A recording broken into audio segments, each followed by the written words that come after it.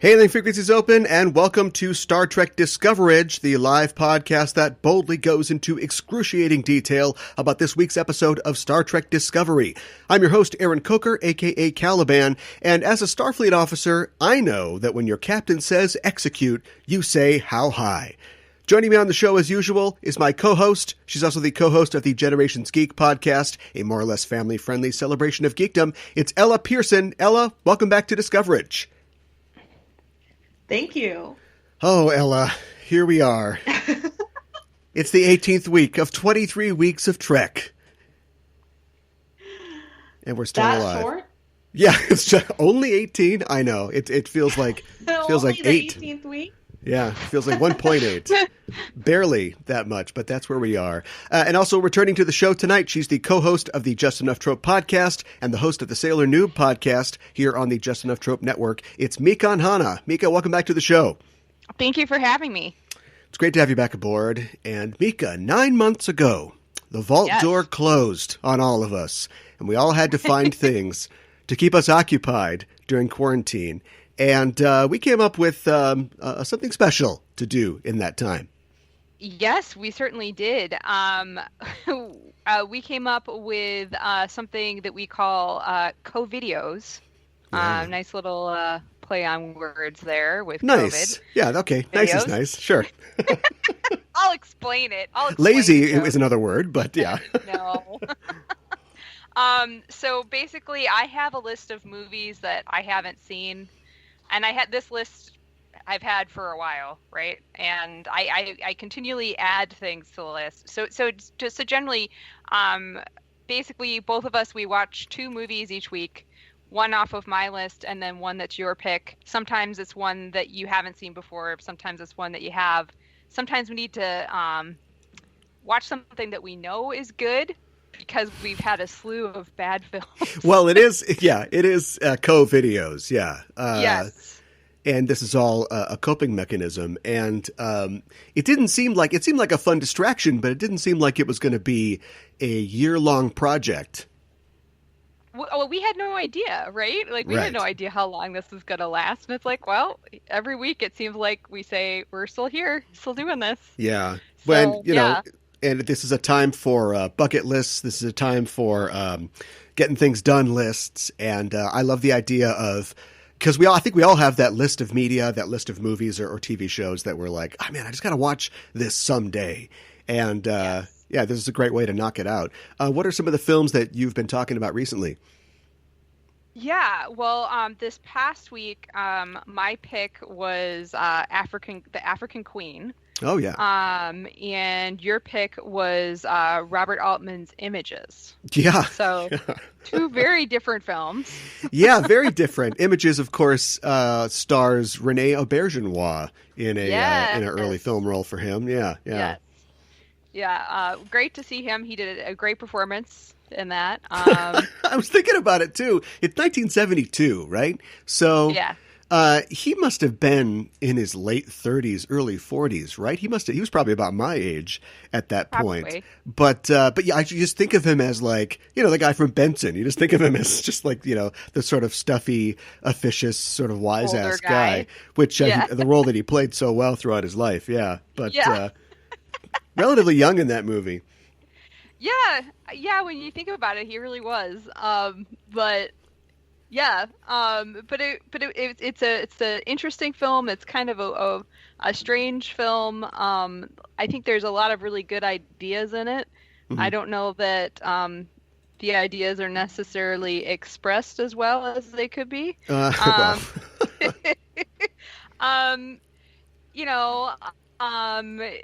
a lot of things that are up in the air, and like I think that maybe this is a point that you made while we were talking about it. Like maybe back then it was like enough to be like, oh, what's going on? I don't understand this. Oh, I don't understand this. What this is weird. This is Twin Peaks. Yeah. Well, if people want to know more about co-videos, which we are spinning off to its own show from the Just Enough Trope show proper, where can they find out more about co-videos? Yeah, you can go on Twitter and then at co-videosjet. is our Twitter account. So that is all one word, and it's COVIDEOS and then JET, JET. Great. Well, thanks for being here tonight. Before we get talking about tonight's episode, I wanted to mention a little bit of news. This is, I guess, sort of Trek related, but we've been talking about SETI recently and METI with Anson Mount joining the board of directors of METI. And unfortunately, one of the main tools of the SETI project in years past has met an ignominious end. It was announced recently that the Arecibo Observatory in Puerto Rico, a powerful radio telescope, was going to be shut down because one of the major cables had broken on it. And if you don't know this, if you've seen the movie GoldenEye, the James Bond movie, or played the related game, you're probably familiar with it. But it is a radar dish or a satellite dish built in a natural like caldera, like a lava dome, and it has a giant receiver that hangs over the dish, and I guess one of the cables that supports this like 900-ton thing had broken, and so at that point they were unable to get funding, and they said, well, we're just going to shut it down, and we're going to wait until we can dismantle it.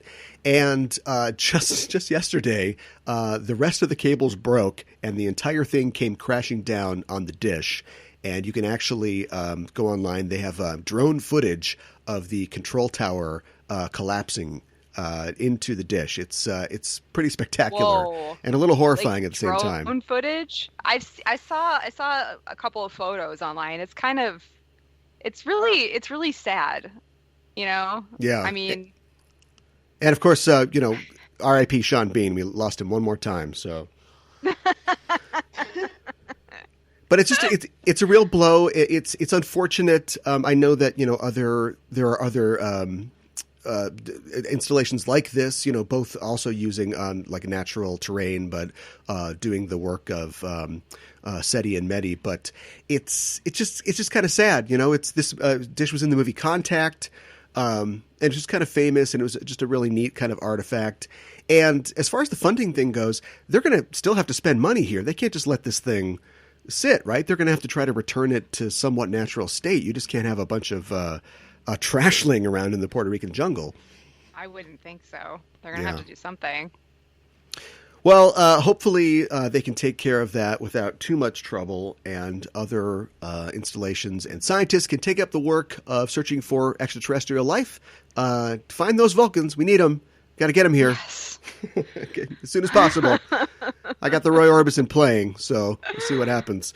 Oh my goodness. Well, tonight we've seen the 8th episode of the 3rd season of Star Trek Discovery, entitled The Sanctuary, and we're here to break it down for you. And before we start, as always, we're setting a course for the spoiler zone listeners, so be warned. We're glad you've decided to join us, but if you haven't seen the episode, spoilers are incoming. The official synopsis for The Sanctuary is: Burnham and the USS Discovery crew travel to Book's home planet to help rescue it from Osira, the formidable leader of the Emerald Chain. Meanwhile, Stamets and Adira continue their search for valuable information on the origin of the burn.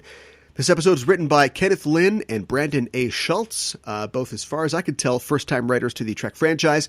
It was directed by Jonathan Frakes. You know who that is. And the start date for this episode was not given, but of course it continues to take place in the calendar year 3189. There's no real facts about this episode. It's pretty fresh in people's minds, so maybe we'll learn some more as we go. But I can talk about some of the guest stars. Noah Auerbach-Katz returns this week as Rin the Andorian. Katz is, of course, the real-life episode of Tilly actress Mary Wiseman, and he shares a scene with her in this episode where she yells at him, which I thought was kind of fun. I also found out that he is the dungeon master for a cast game of D&D with Mary Wiseman, Blue Del Barrio, Emily Kutz, Anthony Rapp, and Ian Alexander all participating. And they play over Skype up there in Toronto. That's awesome. And they kind of have to because, quarantine and all that. Yeah, I mean, you kind of have to... that's the only way you can really play right now. That's the only way I'd feel safe about doing that. I wonder, did they talk about what their campaign is like at all? Like, you can, I won't get into it here, but there's more information. He did an interview with, I believe, comicbook.com, where he goes more into detail about his game. Okay, cool. I want to play D&D. I think that's fun. Ellie, you ever play D&D? No, actually. Isn't that weird? No, it's not that weird. It's not that It's not weird. weird. It's not weird. I feel like now, like cool kids, it's like Yeah. I'm not cool enough to play D&D. Like I have Oh, friends, like That is my friends who I'm like hilarious. they're way cooler than me. They play D&D. you missed your window. Like for real. Wow. I mean, Oh, I feel like I've been like a nerd for like a really long time, and but like D&D, like to me was always like that's like a bridge too far. Like, you can't go whoa, over is that. nerdy? Over that You know? bridge. Yeah, It's a slippery and slope. yeah, right. And then um, and then I got the opportunity to play, and it's a lot of fun, and it's like, yep, I am that nerdy now. I Yeah. have embraced it. But don't worry, the stars of Star Trek Discovery with their great hair play it as well. So it's not that weird. It's not weird. Thank goodness. Thank goodness. Ian Lake returns briefly this week as Tolor the Orion, and he gets eaten by a giant creature. So, hey, it's another set of residuals, I guess. So R.I.P. Transform. Yeah, R.I.P. to Tolor. Janet Kidder makes her debut in this episode as Osira. Kidder is a prolific TV and film actress, having appeared in movies such as Bride of Chucky and Ginger Snaps 2, and has recurring roles on TV series including Continuum, Arrow, and The Man in the High Castle. Ake Hernandez plays Kayim in this episode. Hernandez is a Cuban-Canadian actor who has appeared in TV series including Escobar, Designated Survivor, and Jet. And Luca Dulgaris plays Leto, Kayim's son. This is Luca's first on-screen role. And when I heard the name Leto, I thought, wait a minute, is he one of the Freemen? Is this a Dune reference? Does this have to do with the worms? Is that what's going on here? That's what I thought too. Yeah. Just a little thing there for sci-fi fans. Let's scan for some new theories quick before we move on. And at this point, I'm trying to figure out the big theory is like, where's the show going? Is it heading to a confrontation between the Emerald Chain and the remnants of the Federation? Obviously, we're looking for the secret of the burn, and we got another little hint as to that this week. We still have the looming mystery of how Disco ends up without a crew in the future. And the connection between Kraft and the mystery of the Vidrash. So there's theories out there. What do you guys think? I'm not sure. I mean, I think definitely the Orions is going to come back. They're going to come back for sure. That's going to be a big problem. And it really seems with with the Georgiou stuff, like we're really trying to get ready for Section 31, at least with the preview for next week. Yeah. That's what I just keep thinking, so that's just a couple things where I think that we're going. I'm kind of curious to see how Book is going to fit into the Federation, and how all that is going to work, because he's so used to being his own boss and doing his own thing, and then to work for this organization that has all these rules and all these expectations. I think that's going to be a bit of a struggle for him.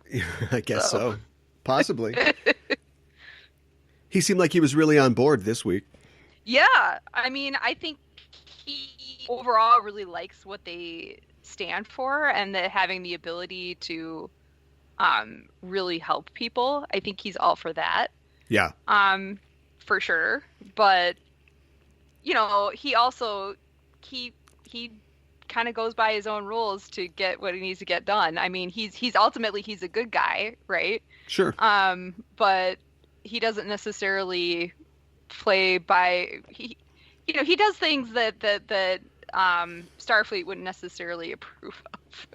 I suppose, yeah. Although I don't know how many rules they have for animal bending druid masters or whatever he is. Exactly. Ella, do you think that Saru will continue to remain Discovery's captain past the third season? I hope so. I mean, I really love him as captain.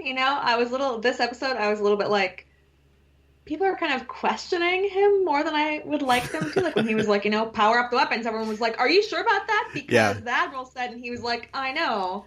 Yeah. Please power up." And I was like, "Can we maybe? I mean, like, it's Starfleet, and I would like to support, questioning your captain if you think they're gonna commit like genocide or something. Yeah. But like, maybe let's trust Saru and that he's not gonna, commit a horrible crime." Yeah, it reminds me of, his tactics as a captain are still the sort of methodical, kind of Kelpian way, but then he can be real reckless with his defensiveness, like a ganglia free Kelpian. So, the last time they were in a situation like they were in this episode, they just parked Discovery in between the ship that was firing and their target. And in this one, they get a little more creative, but I did like when he was like, "No, we're going to do it by the book."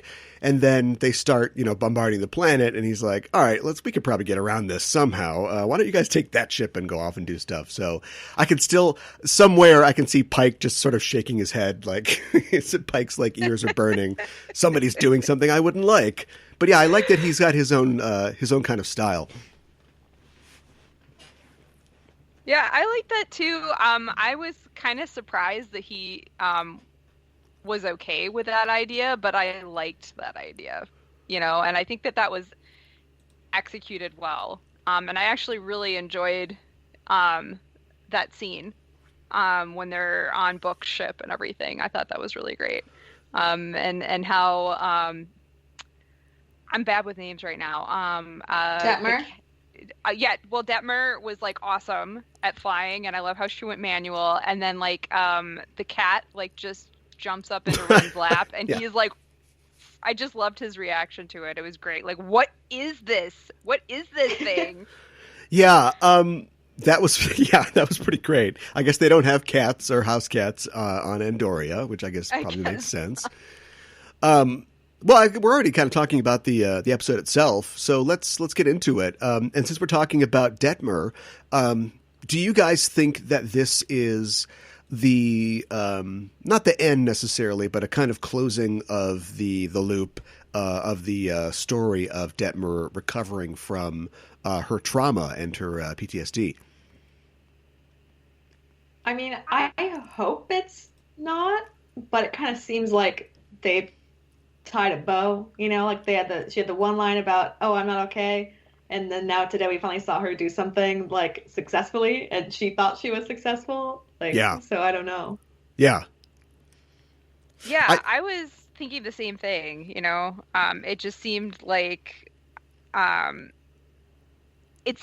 they felt like the story is over. It doesn't seem satisfactory to me because it doesn't seem like we really dealt with whatever was really going on with her. We don't really know, and it's okay to have a little bit of mystery, I think, but it's not super satisfying as a story to me, like the way that they've dealt with it. So I kind of hope that it's not completely over, Yeah, with a cast as big as they've got, and with the structure of the show centering kind of on the 3 or 4 principles that they've got, I think it's tough, but they have done I think a pretty good job with this in kind of giving her a E or an F kind of story, something to track, something to see like the effects of what they've gone through, because you could just, week by week, we could go to every single person on the ship and just have them be like, "I'll never see my family again. Oh, we're in the future. This is crazy." But instead just sort of condensing it into Detmer sort of trying to deal with kind of what everything they've gone through, I think really works. And then I also think it was a good idea to take a character like Rin, who we don't really know much about yet, but we do know that he has, he's probably definitely suffering from post-traumatic stress with all that he's been through, and having her just sort of be a character who's like, "Well, I'm less screwed up than you are right now, so I'll take it. I can fly this thing. All you have to do is just sit there and tell me where to shoot and just watch this." And that's that kind of cockiness that we heard about before. That was pretty cool. Yeah, I liked that, and I don't know. I from what we've seen of Rin so far, I like him. Yeah. I think he's an interesting character. I'm not. I mean, it's kind of interesting to me that like he's like well enough now that he's like healed, so now he just wants to get off the ship, and he's like all of a sudden he's like super impatient Well, to he's get an off the Andorian. ship. I guess, yeah. Yeah, I thought that was good characterization on their part. Yeah. Even an Andorian can, be a little reticent and be feeling a little PTSD, but he's still like, come on, I gotta get off this ship. But I did really like that scene with him and Saru and Tilly. I thought that was great. Yeah.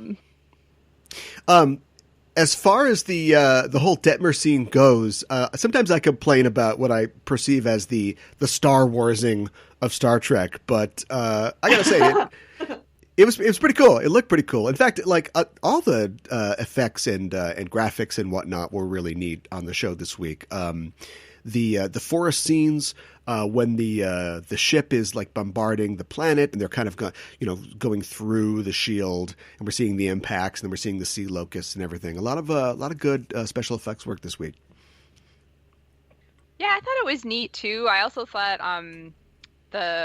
what were they called, like the sea locusts or whatever. I thought that was an intriguing design. Here they are, like a pest because they're out of their ecosystem, but they're really cool looking, and they're even kind of pretty. So I thought that was neat. But yeah, I think the book ship is really intriguing. Like it's super fast, so I feel like we don't really get to. Like, I feel like and it moves around in like all these weird and interesting ways. So it's like, I feel like I don't totally understand it, but I think it's really cool. It's got a very Star Wars-y kind of symmetrical design. Yeah. In that way. And I think it really works. And then of course, if you want to go manual, you get your little Nintendo Switch controllers, and then you can just go off to the races. Couple of Joy-Cons shoot out of the dash. Yeah, right. I thought that answered a question for me that I didn't know that I had, which was we've talked on Enterprising Individuals before about how to pilot something, if you're only using their little like LCARS keypads, is like the typer with the highest WPM, like the best pilot. Like this guy's got 130 words per minute. Get him up there. He's going to flip through all the things. We'll be fine. And they kind of confirm in this that it's like, no, I mean, you're telling it to go left or right or do a maneuver, but a lot of it is automated. A lot of it is like software that probably kind of does things for you, which also allows Kayla to just completely turn around and not look where she's going while she's trying to talk to Rin. But in this case, it's like, no, I want direct control. So yeah, give me those Joy-Cons and, we're going to take it away. Yeah, I thought it was cool, and it's cool to get that confirmation too that it like you have to be more than an excellent typer to be a really good pilot in Trek, because it's like, no, what if the council goes down, then what do you do?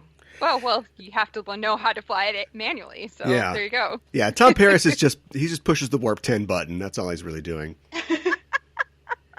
Just got it on cruise control. Speaking of like the graphics and the design in the show, there was a lot of good touches in seeing the planet Quajon, and I liked a lot of the little kind of things in the design of like the Brotherhood and like for instance, like when they attacked them, and they were shooting the guns, they had like wood guns, which I thought was like really cool. I'm not sure how practical that is, but the guns seemed to be carved out of one piece of wood, and instead of like just lasers or something, they shot like flechettes or like arrows. Like it had this sort of like we're kind of like if when she shot that guy. Yeah, but when she shot that guy, Michael just pulling it with an arrow. I'm sure he'll be fine. He's just sleeping, but. But if like Tolkien elves like had their own sort of cyberpunk future, like they'd have like wood guns that shot like arrows and stuff like that. That's what it kind of made me feel like. Legolas's grandson or whatever. Yeah. And the house that they take them to. I mean, obviously that's just a real house in Toronto somewhere, but it was a nice house, very modern. Yeah, the lights looked like jellyfish. Yeah, that was cool. Yeah, probably on purpose. Maybe they were actual like living animals that were providing illumination. Ha. I don't To know how I Memory feel about Alpha. that. The episode opens with sort of returning to Giorgio and her problems, and she's talking with Culber. And it's that thing of somebody who is not accustomed to asking for help and is taking a long time to not really ask for help. And, of course, the other person that is going to give the help is somebody who's committed to helping them but is getting a little frustrated with them. And I think it's a good dynamic, but I kind of wonder, isn't, like, she a master manipulator? Like, I know that she's extremely proud, but wouldn't it be an achievement, a win for her to get help from them and then blow them off or kill them or something like that? Like, wouldn't she be comfortable pretending like she needs this help because she needs it and getting it, and then later on she can just say, oh, I ate your mom, or whatever, whatever she says. I like how we kind of challenge that. Maybe she hasn't actually killed everybody that she keeps saying that she's killed. She's inflating her count a little bit. Yeah, I thought that was a nice touch. And I think it's believable too that she would be resisting help, especially even though she knows she has something that's wrong with her. We know that she's very mistrusting, and I don't know. It was kind of interesting to try to see Culver like dealing with her, and then all of a sudden Burnham was there. I almost feel like, I don't know if Burnham being there made things better or worse. It's kind of what I was wondering. Yeah. You know, because like he's kind of trying to calm her down, but he's not really doing a great job of it. And Burnham almost being there almost accentuates the problem. Yeah. Because it's, and it's hard for Burnham to see her like that. Yeah, for sure. Yeah, I just, I don't know. I mean, obviously, it looks like next week we're gonna dig into this more and see what she saw when she looked at that scan of her, like whatever this problem or issue is. But I don't know. It's just I keep imagining that it's her Crazy Rich Asians character, and it's like, what would she do? She'd just play a galactic game of mahjong for all the marbles. Yeah, right. Exactly. And winner takes all. Yeah, it did it seem like to you like it was just that kind of story just kind of was left hanging? I know we can't get to everything this week, but it seemed like we were going to go back to that at some point. Yeah, I think it's weird because the way that they have her placed on the show, which is well, in this season, it's just a person who kind of stands at the edges and makes snarky comments, and then goes on unauthorized missions. And there's only so many missions you can have her go on and go, oh, I feel very sleepy, to establish, that there's a problem. So I think this was just kind of like the way to kind of push it forward just a little more until we get to the two-parter where we'll definitely deal with it. Yeah. I was watching the second season of Discovery recently, and I forgot like how much of a team player she was in season 2. She actually, like, when she joined up with Section 41 and she was sort of playing who's the guy that got taken over by Control? I can never remember that character's name. But I can't remember his name either. She kept kind of throwing him under the bus, and then whenever they would talk to the Section 31 admirals, she'd be like, "Oh, we'll do that right away. Sure." And then as soon as something goes wrong, she's like, "Oh no, well I told him that wouldn't work." And she's like really a team player, while the bosses are watching. But I guess now that we're in the 32nd century, there's nobody to really like pretend like you're working for. So she's just totally kind of rudderless. Do you think this is like another, like, besides, maybe this is like twofold, like we got to give Giorgio something to do now, but also we have to set up the Section 31 show and everything? Well, yeah, they've got a lot of masters to serve, I think, as far as maintaining, the franchise goes, but I'm looking forward to next week. That preview looked pretty good. Yeah, it has the potential to be really good. I'm kind of excited to see a Giorgio who's maybe not completely herself just kind of take on Michael in some like martial arts arena, and like Michael just like doing, fighting her, but also trying to talk her down, so. Yeah, a little Crouching Tiger rematch action. Yeah, right, exactly. I wanted to call attention to a scene in this episode specifically, which was the setting Adira's pronouns scene. Yeah. Which we've been talking about this previously on the show, and I think it's about time. It's just way long overdue. I'm glad they did it. We've talked before about their desire to have increased representation, and I think I've heard in the past from the powers that be that they want to do it in a casual way because, this is the future. Like they covered this base hundreds of years ago, if not 1,000 years ago, but it's like, yeah, but we're watching it in the 21st century, and I think people need to see this. You need to instruct people. And they did it with this scene, and I'm really proud of the show for doing that. Yeah, I am too. I'm really glad that this was in there. I was really worried and questioning whether or not this was going to happen, and so I'm glad that they did it, and I'm glad that it was so casual, and I liked. Adira's reaction to Stamets too. He just was a simple okay, and she was like not expecting that, or she was just like bracing for, even though she knows Stamets is a pretty accepting person, she was just bracing for whatever reaction could happen. And so I think she was like definitely pleasantly surprised. So I thought that was really cool too, and it was like it's as simple as that, yeah, and it's really I have difficulty in real life understanding why some people have such a problem when somebody says, this is my name, these are my pronouns. So, I mean, I think it's definitely a good thing that the show is, saying, like, just showing this is how you can react in a positive way to something like this. Yeah. And setting a good example. Yeah, future people can do it. You can too. Yeah, exactly. And who knew that all Stamets needed was to be a dad?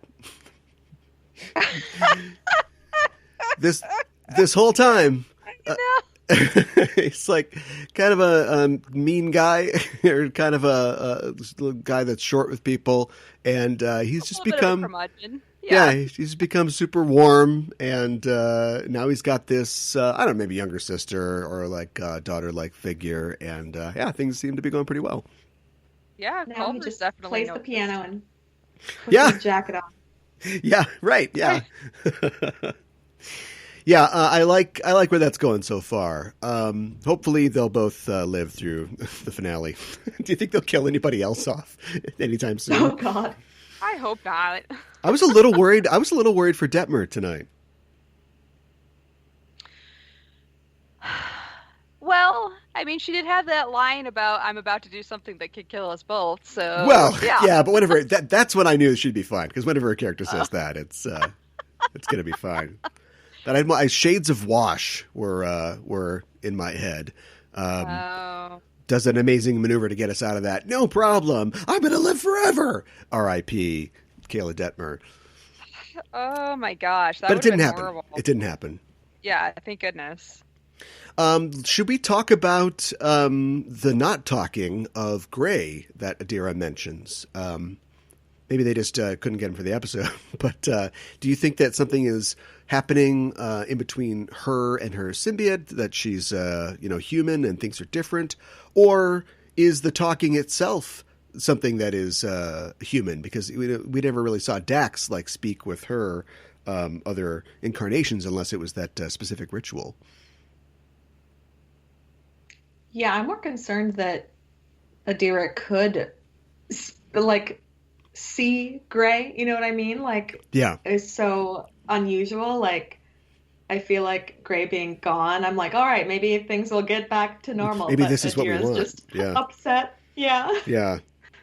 it's like I a think breakup. it's like hard Yeah. it's like it's like they broke up like all over. Well, they didn't break up, but it's like a separation all over again. Yeah. Um, it's hard to say because like well, with Jadzia, it was like, okay, all of the former hosts were a part of her and she had their memories and, she's like, oh, well, I know this because, Curzon did this and all, stuff like that. But she never talked about like being able to talk to any of them or, seeing them or, waking up one morning and like that line that Adira had about what she doesn't know who she'll sense more like Yeah. from any given day. Yeah. So I mean, I was just thinking about it like Jadzia never said anything like that. So I don't know if this is because Adira is human or if that's something that everybody who's Trill who has a symbiote like experiences.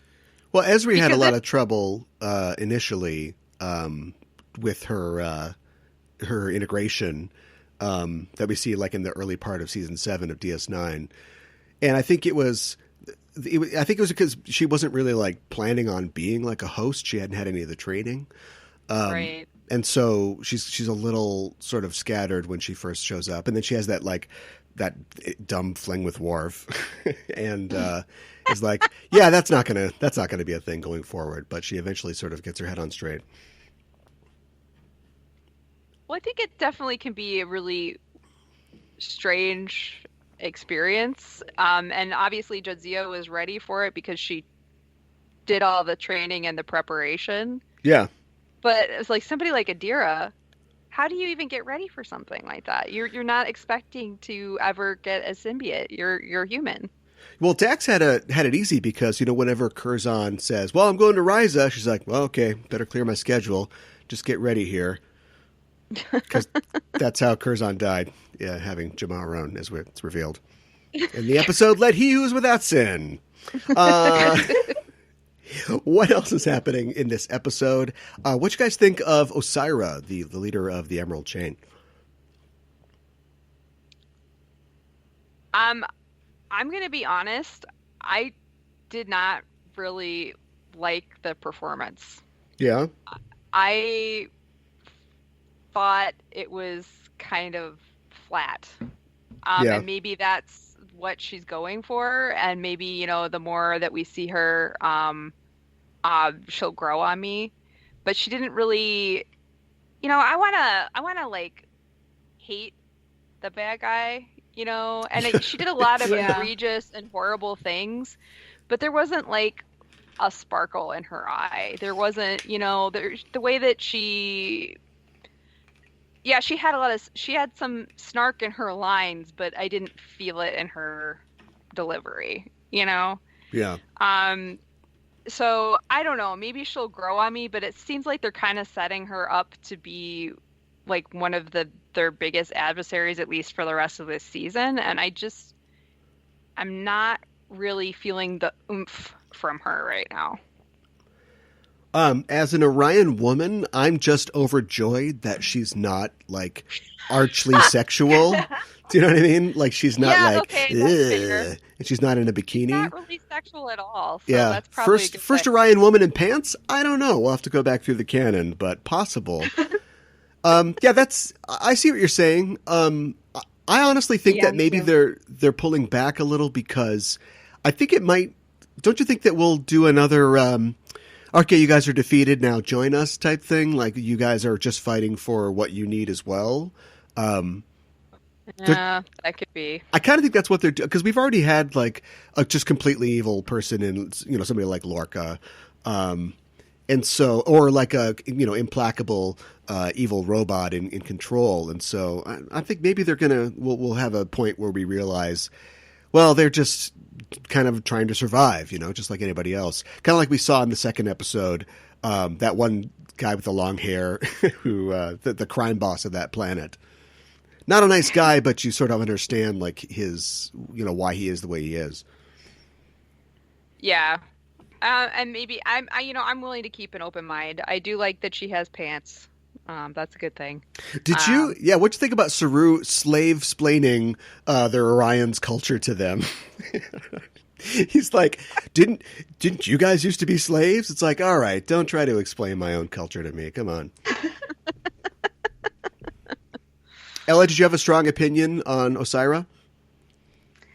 I feel like it was kind of meh. I mean, I would have to agree that it was a little bit flat, but it was also like, I don't know, it was her first episode. I'm not sure. I didn't feel that much when she like killed her nephew or like when she did anything. Like I wasn't super like, I wasn't hanging on her every word and anything, but I also feel like so much like of this season is hanging on like when we do figure out if it was somebody who caused the burn. Yeah. So like all the villains so far, true. I've just kind of felt like small fish to fry. Yeah. That's a really good point, because whoever set this in motion is going to be the really big bad. That's true. I mean, there's going to be a million like disenfranchised people who have taken matters into their own hands, and they could all be potential villains until we, fix this problem of the dilithium shortage. I got two questions. One, do you think they will fix the dilithium shortage, or will they move on to some, other form of energy and propulsion? And two, let's put a pool together. Let's see if we can try to take some bets about who might have started the burn, knowing the characters that we do at this point, and assuming that they won't spring any like brand new character on us in the last couple episodes of the season. So the first question was, will they fix the burn or will they move on from it? I think they're going to move on from it. Yeah. I don't know. I think they have to. Yeah. I mean, how do you fix it? Like, do you just make more dilithium? I don't. Is there a way to do that in know. mass production? Yeah, maybe they could, whatever is in this nebula that caused this, maybe it can turn it back off again. I don't know. It won't bring everybody back that died when the burn happened, but Oh God. No, it will not. we've already got trilithium, but that's an explosive. They got a quad lithium. There you go. Or lithium ion. I hear that works. I mean, if the spore drive wasn't like so unique and like everybody didn't need like a Stamets to pilot it. Okay, I've got the answer now. Sorry to cut in. So by the end of the season, they will release the spores on Quahan, and they'll just the druids will use their powers to grow them, and then we can supply spores to the entire galaxy. Ooh, I like that idea. Put that one in the back pocket. So who do you guys think might have instigated the burn? We've got Admiral Salt and Pepper. He's definitely a candidate. Inside job. Yeah, inside job. Yep. Spores don't melt steel beams, and we know that. And we've got Osira, the Vulcans, and the Romulans with their SB-19. I'm going to put Grudge. Grudge is up there, I think, on the board. Oh, for sure. I kind of want it to be Admiral Salt and Pepper just because, like, the the drama of it all. Yeah. Like, I want a scene where Saru is like, but if you knew what time, if you had the dilithium, like, detonate button at the time of the burn, then, and he just starts laughing and, like, turns around and is like, I didn't think you'd figure it out. You know what I mean? I'm an El-Orian. I've been alive for hundreds of years. Yeah. Yes, Saru would just crater. He'd just lose his mind if that happened. He would. He would absolutely lose his mind. I think it almost has to be Admiral Salt and Pepper. I don't know. I think like, well, what does Osira want? She wants a bunch of slaves and she wants dilithium. If she wants dilithium, why would she blow up dilithium, ships?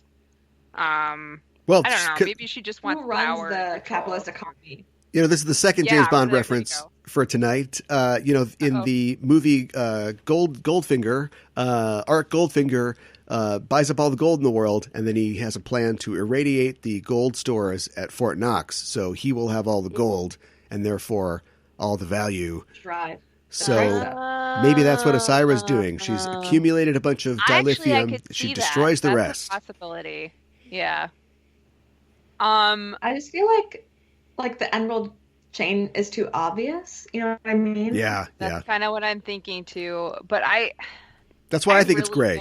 Something's gonna sneak up on us. Yeah. Yeah. Right. Yeah. Right. I really hope it's not the Vulcans and the Romulans. I think I'd be really upset if it was them. First of all, it's like they finally have come back together and are living and working together fairly well for the most part. Yeah. And then I mean, especially like the Vulcans, just like what we know of them, I would be so incredibly upset if they created the burn, but if they somehow thought it was logical, maybe that's a way they would justify it. I don't know. That's true. We've seen that logic go to extremes before. Yeah. Here's my dark horse, and it's not really a dark horse because it's the one that everybody thought at the beginning until the episode started coming out. But Michael Burnham in the conservatory with the Red Angel suit, and something about their travel to the future. She bumped over a quantum slipstream or something, and did something to subspace, and it destroyed dilithium everywhere. Ooh, that would destroy Michael. Yeah, that would. Yeah, that's why I think it's probably a dark horse. But but it is. I don't know. How do you come back from that? Especially somebody like Michael, she would take that so hard. Well, but isn't she used? The end game? The end game is her leaving.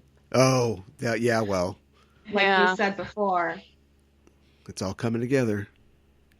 I mean, if that happened, I think she would maybe feel compelled to leave Starfleet. This tinfoil hat's not a joke. I've got this on for a reason. I did like that Osira's got a cool catchphrase because she's like, "You're going to feel the weight of the chain." Cut it. That was good. Turn me off. Oh, we're still on. Oh, crap. Yeah. Well, anything else you guys... We've covered a lot of stuff. Anything else you guys can think of before we wrap up here? I don't think so. Not really, unless you know what other crimes Grudge has already committed. I'll plead the fifth on his behalf as far as that goes. But yeah, all in all, I thought it was, it was kind of killing time a little bit, but I thought it was a pretty solid hour. Yeah, well, I thought it was good. If there are no objections, then I guess we will call it for this week. So thanks for joining us, listeners. If you like what you hear, you can follow us on Facebook and Twitter at EISTPod for updates and to get notified when new episodes of both Enterprising Individuals and Discoverage are released. And you can tweet to us on the show by using the hashtag Discoverage, or you can email us at EISTPod@gmail.com. Also, while you're on the internet, why not head to your listening platform of choice and subscribe to our show feed. Give us a rating and a review because it really helps us out. If you want to help the show grow, you can stop by our Patreon page at patreon.com/EISTpod. And as always, if you like the show, tell a friend. Discoverage will return on December 10th next week for the 9th episode of Season 3 of Star Trek Discovery entitled Terra Firma Part 1, which will feature whatever's going on with Georgiou. We're going to delve into that. Of course, Terra Firma, I'm assuming, is a reference to the Terrans. So we'll be here next Thursday to cover it. We'll be going live once again at 7 p.m. Central. So join us then. You can follow us on Twitter or Facebook at EISTPod to get notified when we're live and broadcasting. In the meantime, check out our main show, Enterprising Individuals, at enterprisingindividuals.com. Every Wednesday on the show, I and a special guest discuss in excruciating detail a selected episode from a Star Trek series. We also have news from the Trek sphere and interviews with special guests. Our latest episode just dropped, and on it I'm joined by data visualization engineer Molly Pettit, and we discuss the classic TNG episode, Who Watches the Watchers? You can hear that episode at enterprisingindividuals.com or wherever you get your podcasts. Ella, thanks as always once again for joining me to talk about tonight's episode of Star Trek Discovery and remind people where they can find you online. Ella, are you there? We might have lost No. Ella. We might have lost Ella, but I'll just say that you can find her show Generations Geek at Generations Geek on Twitter. And go check that out. And thanks for joining us again. Mika, tell us where we can find you online and your shows. Yes, you can find me at justenoughtrope.com and our shows on also justenoughtrope.com and Just Enough Trope on Facebook and Twitter, and at Covideos Jet on Twitter as well. And Sailor Noob is at noob_sailor on Twitter and Instagram. Great. And that is it for us. Thanks for listening. This is Aaron signing off for Ella and Diane saying live long and prosper.